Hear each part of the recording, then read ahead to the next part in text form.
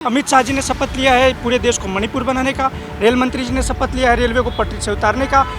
वित्त मंत्री जी ने शपथ लिया है इस देश में जीडीपी के नाम पर गैस, डीजल और पेट्रोल के दाम बढ़ाने का। भक्त कहते हैं कि पापा ने वॉर रुकवा दी, इनके पापा पेपर लीक नहीं रुकवा पा रहे हैं। इस सरकार के 7 सालों में 70 से अधिक परीक्षाएं लीक हुए, जिसमें से 2.25 करोड़ अभ्यर्थियों की भविष्य दाव पर लगा।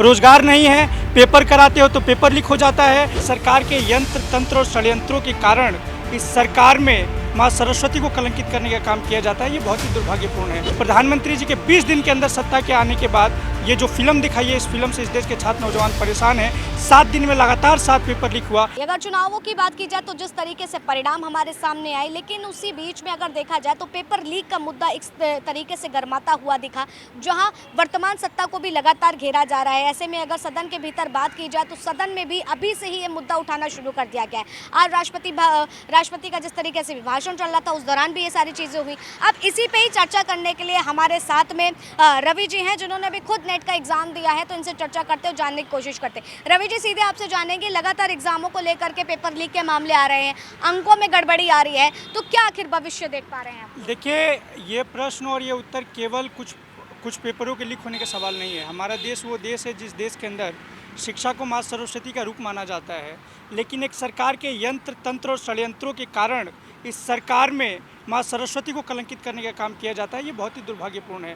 प्रधानमंत्री जी ने अपने चुनावी भाषणों में कहा था कि 10 सालों में जो हुआ वो तो केवल ट्रेलर है, फिल्म अभी बाकी है। प्रधानमंत्री जी के 20 दिन के अंदर सत्ता के आने के बाद ये जो फिल्म दिखाई है, इस फिल्म से इस देश के छात्र नौजवान परेशान हैं। 7 दिन में लगातार 7 पेपर लीक हुआ। यूजीसी नेट का पेपर लीक हुआ। नीट यूजी में जिस तरह से धांधलेबाजी हुई और देश के शिक्षा मंत्री कुंभकर्णीय नींद सोते रहे। 20 दिन तो उनको ये समझाने में लगा कि पेपर लीक हुई है। ये बहुत ही दुर्भाग्यपूर्ण है। चूँकि भारतीय जनता पार्टी की सरकार से देश संभल नहीं रहा है। गृह मंत्री जी से मणिपुर नहीं संभल रहा, शिक्षा मंत्री जी से पेपर लीक नहीं संभल रहा, रेल मंत्री जी से रेलवे की दुर्घटना नहीं संभल रही है, वित्त मंत्री जी से इस देश में महंगाई नहीं संभल रही है, और प्रधानमंत्री जी से इस देश में देश नहीं संभल रहा है।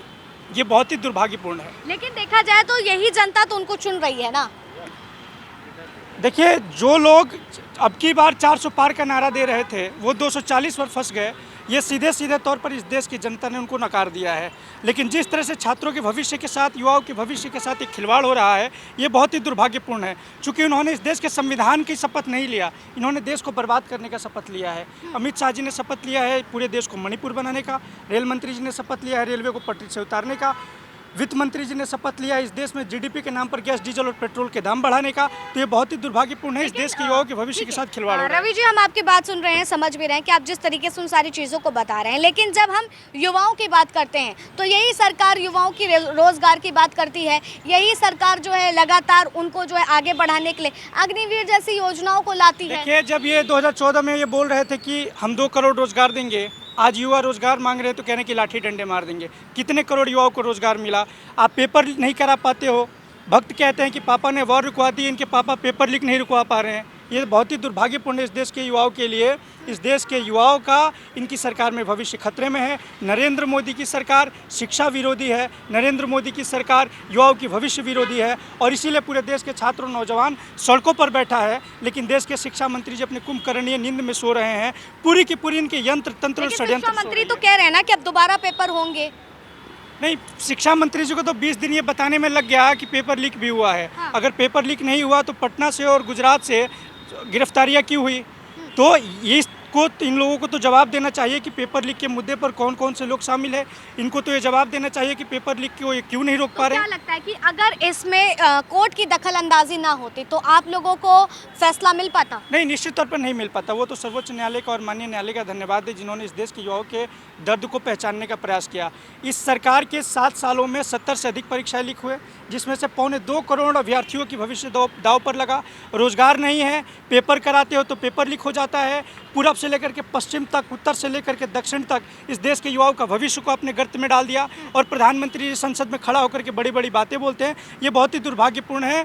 जब जब ये लोग कहते हैं कि डबल इंजन की सरकार, डबल इंजन की सरकार, बिहार और गुजरात से पेपर लीक होना इस बात का दावा है कि ये डबल इंजन की सरकार नहीं, इनकी डेड इंजन की सरकार चल रही है और ये दूसरा इस देश में व्यापम घोटाला करने की लेकिन कोशिश कर रही लगातार देखा जा रहा है, आपने बिहार का जिक्र किया, बिहार में उस यूनिवर्सिटी को अब खोला गया है, नालंदा यूनिवर्सिटी, जो कितने वर्षों से बंद पड़ी थी। नहीं, तो ये इनका नहीं है। 2010 में नालंदा यूनिवर्सिटी एक्ट आया था, वो समय यूपीए की सरकार थी। ये सिर्फ फीता काटते हैं, ये सिर्फ दूसरों के किए हुए कामों का दखल लेते हैं। तो ये सरकार छात्र विरोधी है, युवा विरोधी है, किसान विरोधी है। इस सरकार में तमाम वर्ग के लोग, तमाम तबके के लोग सड़कों पर बैठे हैं और नालंदा यूनिवर्सिटी इनका नहीं है। नालंदा यूनिवर्सिटी का कार्यकाल यूपीए के कार्यकाल में शुरू हुआ था। ठीक है, वो तो यूपीए कार्यकाल में शुरू हुआ था। चूंकि आपने कहा कि आप भी नेट के एग्जाम दे चुके हैं, क्या चीज़ें हुई हैं उसको लेकर के भी लगातार आप देखिए, जिस वक्त देश के प्रधानमंत्री जी और देश के शिक्षा मंत्री जी एसी के कमरों में सो रहे थे, बैठ करके इस देश के युवाओं के भविष्य को बर्बाद करने की कोशिश कर रहे थे, उस वक्त हम युवा 47 डिग्री के तापमान में